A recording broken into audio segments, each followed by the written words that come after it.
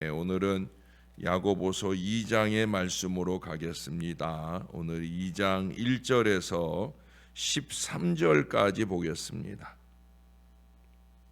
제2장.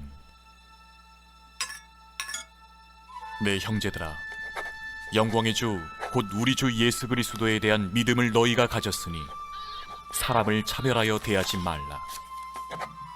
만일 너희 회당에 금가락지를 끼고 아름다운 옷을 입은 사람이 들어오고 또 남루한 옷을 입은 가난한 사람이 들어올 때에 너희가 아름다운 옷을 입은 자를 눈여겨보고 말하되 여기 좋은 자리에 앉으소서 하고 또 가난한 자에게 말하되 너는 거기 서 있든지 내 발등상 아래에 앉으라 하면 너희끼리 서로 차별하며 악한 생각으로 판단하는 자가 되는 것이 아니냐. 내 사랑하는 형제들아, 들을지어다. 하나님이 세상에서 가난한 자를 택하사 믿음에 부유하게 하시고 또 자기를 사랑하는 자들에게 약속하신 나라를 상속으로 받게 하지 아니하셨느냐. 너희는 도리어 가난한 자를 업신여겼도다. 부자는 너희를 억압하며 법정으로 끌고 가지 아니하느냐. 그들은 너희에게 대하여 일컫는 바 그 아름다운 이름을 비방하지 아니하느냐. 너희가 만일 성경에 기록된 대로 내 이웃 사랑하기를 내 몸과 같이 하라 하신 최고의 법을 지키면 잘하는 것이거니와 만일 너희가 사람을 차별하여 대하면 죄를 짓는 것이니 율법이 너희를 범법자로 정죄하리라. 누구든지 온 율법을 지키다가 그 하나를 범하면 모두 범한 자가 되나니 간음하지 말라 하시니가 또한 살인하지 말라 하셨음즉 내가 비록 간음하지 아니하여도 살인하면 율법을 범한 자가 되느니라. 너희는 자유의 율법대로 심판받을 자처럼 말도 하고 행하기도 하라. 긍휼을 행하지 아니하는 자에게는 긍휼 없는 심판이 있으리라. 긍휼은 심판을 이기고 자랑하느니라. 아멘. 최근에 나온 휴대전화기를 보면 보통 사람들은 그 기능을 전부 사용하지 못할 정도로 아주 복잡합니다. 이 휴대전화 안에 있는 기능들을 제대로 잘 쓰고 사는 분들이 거의 없다고 할 정도로 대단한 기능을 가진 휴대전화들이 계속 나오고 있어요. 이전에 메일 기능은 물론이고 인터넷 기능이나 그 이상 고성능 카메라까지 요새는 일반 디지털 카메라를 거의 쓸 필요가 없을 정도로 대단히 성능 좋은 그런 카메라, 또 그 카메라로 찍은 그 사진을 또 여러 모양으로 편집하고 하는 기능까지 대단합니다. 전자수첩의 엔터테인먼트 기능을 갖추고 있어서 젊은 사람들은 게임이나 영화, 뉴스 등을 볼 수도 있고요.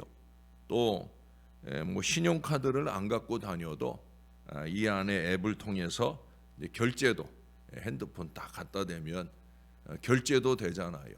또 요즘에는 인공지능 AI가 탑재돼 가지고 여러 가지 또 다른 편의들을 얻을 수 있어요.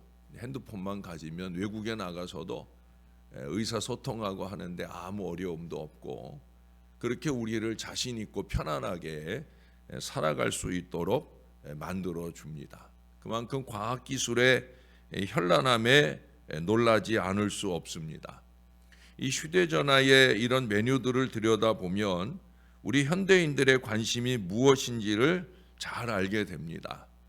복잡한 스케줄을 관리해야 하는 현대인의 삶의 모습들, 또 잠시 남는 시간에도 오락에 대한 관심은 휴대전화까지 가만히 두지 않아요. 저도 매일 꼭 보는 기능들이 있거든요. 그 중에 하나가 일기예보예요. 그래서 일기예보를 통해 여러분들의 오고 가는 걸음도 챙겨보고 또 추운 날씨나 더운 날씨나 이런 것들도 또 혹시 비가 오거나 오지 않거나 어떻든 결국 관심 때문에 우리가 우리의 물질이나 레저에 대한 관심 때문에 하여튼 이런 관심들 때문에 그 관심을 따라 이 전자기기 등의 용도나 기능이 다양하게 발전이 되어진다는 거예요. 신앙도 마찬가지입니다.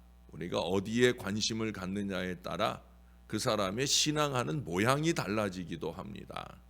자, 그러면 이러한 사람들의 관심에 비해서 과연 우리 하나님의 관심은 무엇이겠느냐 하는 거예요. 저는 오늘 본문을 보면서 하나님의 관심에 대한 묵상을 좀 해봅니다.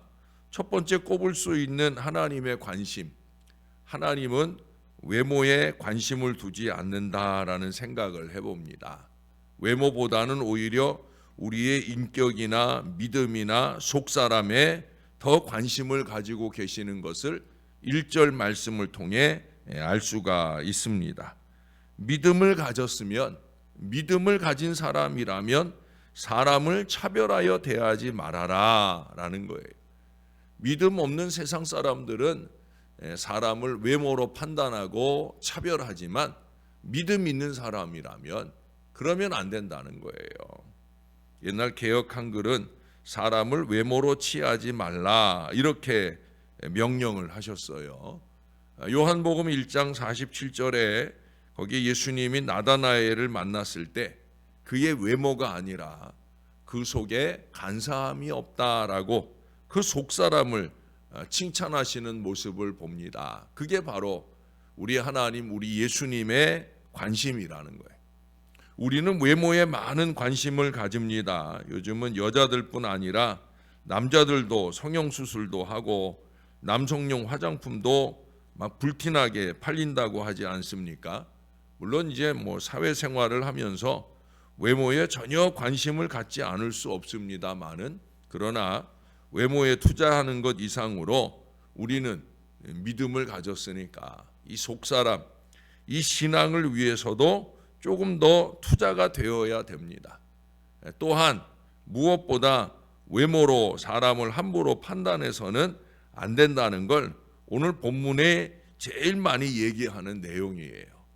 우리가 외모로 사람을 판단하고 대하지 말아야 할 이유는 잘못 판단하는 우를 범하기 쉽기 때문이에요. 세종대왕 때 청년 결백한 정치가로 유명했던 맹사성이라고 하는 이 사람은 항상 허술한 옷차림에 촌부의 모습을 하고 다녔기 때문에 사람들이 정승인 그를 제대로 잘 알아보지를 못했다고 해요.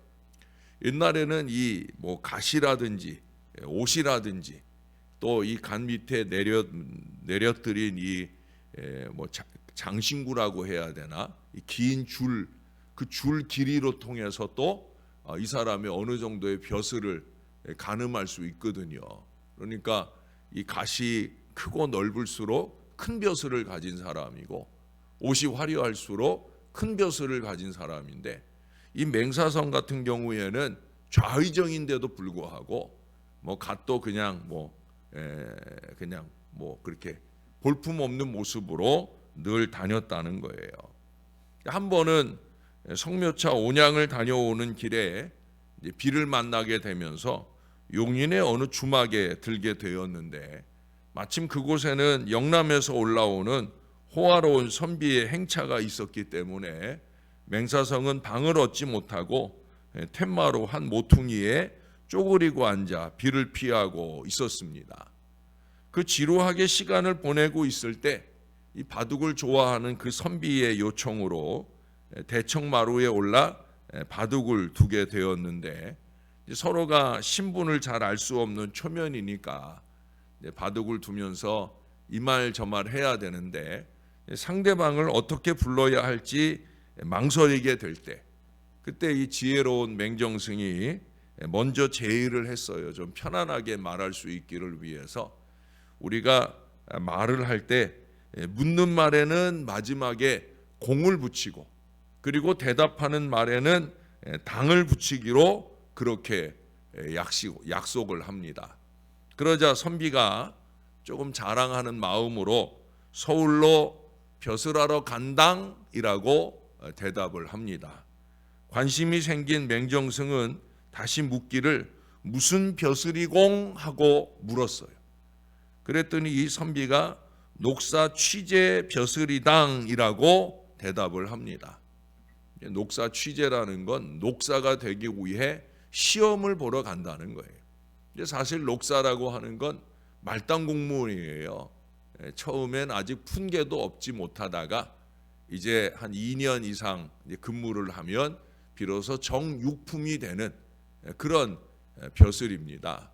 또 자기 나름으로는 이제 열심히 준비해서 녹사 벼슬이라도 하러 간다는 얘기예요. 그래서 맹정승이 내가 힘써줄 꽁이라고 물었습니다. 그랬더니 이 선비는 좀 어이없다는 듯이 자네 같은 촌부는 택도 없는 소리당이라고 대답을 했다는 거예요.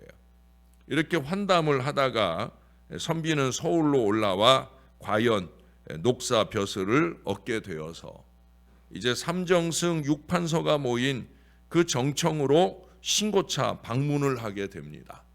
6조 판서들이 쫙 늘어선 곳에 들어가서 감히 얼굴을 들지 못하고 쩔쩔매고 있는 이 선비를 본 맹정승이 그 긴장을 좀 풀어주려고 어찌된 일인공 하고 물었어요. 그랬더니 어제 나누었던 대화도 생각하고 또 목소리도 귀에 있기에 비로소 그 얼굴을 쳐다보는데 금관조복의 이 좌의정이 바로 어제 만났던 그 촌부라는 걸 알게 됩니다. 그래서 얼마나 깜짝 놀랐겠습니까? 그래서 촌부일 줄만 알고 무례하게 행했던 이 선비가 정신이 산란해져서 자기도 모르게 이렇게 말했다는 거예요. 죽을 죄를 지었공이라고 그렇게 대답을 했었다 하는 겁니다. 이후에 이 선비는 이 녹사라는 벼슬은 그 6조 정승 6조 판서들 밑에서 뭐 서류 종류라든지 뭐 이런 그 심부름하는 그런 역할을 하는 일이라 그래서 이 맹정승이 이 선비를 자기 밑으로 들어와서 일하게 하면서 잘 지도해 주어 가지고 청명결백한 그런 관리가 되었다 하는 그런 얘기가 있습니다. 이 얘기는 사람을 외모로 보고 함부로 판단하지 말라 하는 그런 교훈을 주는 거예요. 교회는 특별히 그렇습니다. 오늘 본문에도 야고보가 얘기하지만 부자는 잘 대하고 가난한 자는 함부로 대하고 교회는 절대로 그런 곳이어서는 안 된다라고 하는 거죠. 겉으로 보이는 게 겉으로 들리는 게 전부가 아닌 겁니다. 두 번째로 꼽을 수 있는 하나님의 관심은 믿음의 부요함인 것을 5절 말씀을 통해서 알 수가 있습니다. 하나님은 저와 여러분의 믿음의 부요함, 사람들은 물질의 부요함에 관심을 갖지만 하나님의 관심은 믿음의 부요함이 하나님의 관심이라는 거예요. 아주 오래전 독일이 통일되기 전에 동베를린 사람들이 서베를린 지역에 쓰레기를 갖다 부은 적이 있어요. 요즘에 이제 안 그러는데 얼마 전에 북한 사람들이 쓰레기 풍선을 우리한테 날려보냈던 적이 있잖아요. 아마 그런 비슷한 일들이었던 모양이에요. 그러나 그와 반대로 서쪽 베를린 사람들은 쓰레기 대신에 구호품을 모아서 그들에게 갖다 주었더라 하는 거예요.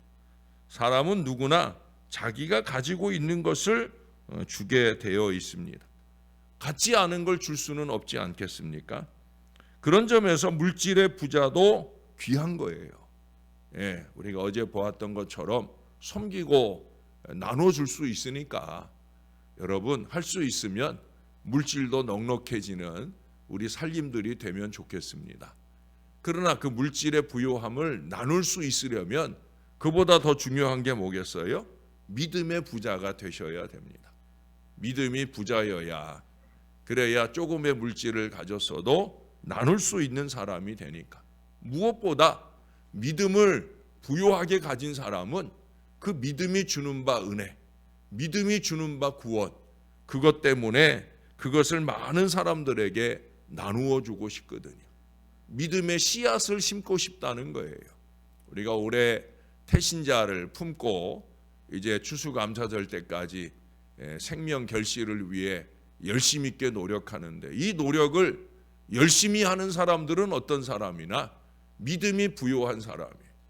자기 안에 있는 이 믿음의 귀함, 이 은혜, 이런 것들을 열심히 나누어 주어서 다른 사람도 예수 믿고 구원받고 행복해지게 하기를 간절히 원하기 때문에, 사랑하는 여러분, 믿음의 부자가 되시기를 주님의 이름으로 축원합니다. 믿음이 부요해야. 세 번째로 꼽을 수 있는 하나님의 관심은 하나님의 법, 하나님의 말씀을 지키는 것임을 10절 이하에 말씀해 주고 있어요. 이웃사랑하기를 내 몸같이 하는 것, 외모로 사람을 취하지 않는 것, 긍휼을 베풀며 살아야 하는 것, 조금이라도 배려하고 나눌 수 있는 이 넉넉한 마음은 결국 말씀을 받고 그 말씀을 얼마나 잘 실천하느냐에 달려 있는 거죠. 말씀을 듣는 것 중요합니다만은 듣는 것보다 더 중요한 것은 그 말씀을 지키며 사는 거예요. 하나님은 저와 여러분에게 말씀을 주시길 원하십니다. 그러나 그것보다 더 원하시는 것은 우리가 한마디 말씀을 받아도 그 말씀을 얼마나 삶 가운데 잘 지켜내며 사느냐, 그것에 더 관심이 있다는 걸 잊지 말아야 돼요. 어쩌면 눈에 띄지 않는 작은 일들일 수 있어요. 그러나 세상 법을 지켜야 평안하듯 우리 성도들은 하나님의 법과 말씀을 잘 지켜야 되는 거예요. 그러면 신명기서에 약속하고 있는 그 하늘의 복을 받아 누리며 생명록에 그 이름이 기록되고 대대로 복 있는 믿음의 가문을 이루며 살 수 있다는 거예요. 간단하게 꼽아 드렸지만 하나님의 관심을 우리가 조금이나마 이 말씀을 통해 알게 되었습니다. 이 하나님의 관심이 우리의 관심으로 삼아져야 됩니다. 하나님의 관점에서 생각하고 말하고 행동하는 이 믿음의 삶, 그리고 저와 여러분의 관심, 저와 여러분의 관심은 뭐예요? 저와 여러분의 관심은 하나님의 영광이잖아요. 네, 우리의 관심은 결국 하나님의 관심을 실천하는 것을 통해서 우리가 이루고자 하는 제일된 관심은 하나님께 영광이에요. 하나님께 영광이라고 하는 이 관심을 결실해 가기 위해서 우리는 크고 작은 많은 신앙의 일들, 그 중에 으뜸 우리 하나님의 관심들을 실천하며 살아가게 될 겁니다. 모쪼록 저와 여러분이 하나님의 관심에 집중하고 우리가 믿음을 가진 사람으로서 하나님께 영광되는 이 관심을 결실해가는 일에 더 열심히 있게 수고하고 노력하는 하나님의 귀한 믿음의 자녀들이 꼭 되시기를 우리의 구주 되시는 예수님 이름으로 간절히 축원합니다. 기도하겠습니다. 좋으신 하나님, 오늘도 말씀을 주셔서 감사합니다. 주님께서 날마다 때마다 하나님의 말씀을 주시는 이유를 다시 한번 알게 됩니다. 그 주시는 바 말씀 한 구절도 땅에 떨어뜨리지 아니하고 그 말씀을 잘 지켜 행하는 바로 그 믿음의 삶을 관심하시기 때문에 오늘도 우리의 귀를 열어 인치듯 교훈하시는 주의 말씀을 주시는 줄로 믿습니다. 말씀을 받을 때 두렵고 떨리는 마음을 주시고 그 말씀을 삶으로 살아나갈 때 더욱더 두렵고 떨리는 마음으로 하나님을 두려워하는 마음으로 말씀을 잘 결실해가며 살 영적인 간절함이 우리 가운데 넘치게 도와 주옵소서. 사람을 외모로 취하지도 않게 하시고 무엇보다도 우리 하나님 믿음이 부요한 자들 되게 하여 주옵소서. 날마다 새벽을 깨우고 주님께 예배하는 것은 결국 믿음 때문입니다. 이 세대를 본받지 않고 우리가 마음으로부터 변화를 받아 하나님의 선하시고 기뻐하시고 온전하신 뜻이 무엇인지를 분별하여 그 믿음대로 잘 살아내는 이 영적 예배를 위해 우리가 사는 것임을 잊지 말게 도와주시고 이 귀한 믿음의 삶을 통해 우리 하나님께 온전히 영광을 올려드리는 저와 이 모든 자녀들 되어지게 역사를 더하여 주시옵소서. 우리 하나님 시험을 잘 치러내고 그 결과를 소원하며 기다리는 우리 아이들이 있습니다. 주님께서 함께 하시사 합격의 귀한 영광으로 속히 이끌어 주셔서 주님의 기쁨이 그 마음과 삶과 미래에 더 넘칠 수 있도록 은혜를 베풀어 주시옵소서. 특별히 우리 환우들을 꼭 돌봐주시고 이제 일어설 때입니다. 하나님 건강하게 일어서서 견고한 믿음으로 승리하는 영육간의 강건한 삶을 잘 살아낼 수 있게 우리를 도와주옵소서. 다시 한번 기도하오니 돌아가는 발걸음들 안전하게 주님이 인도해 주시옵소서. 감사합니다. 예수님 이름으로 기도합니다. 아멘.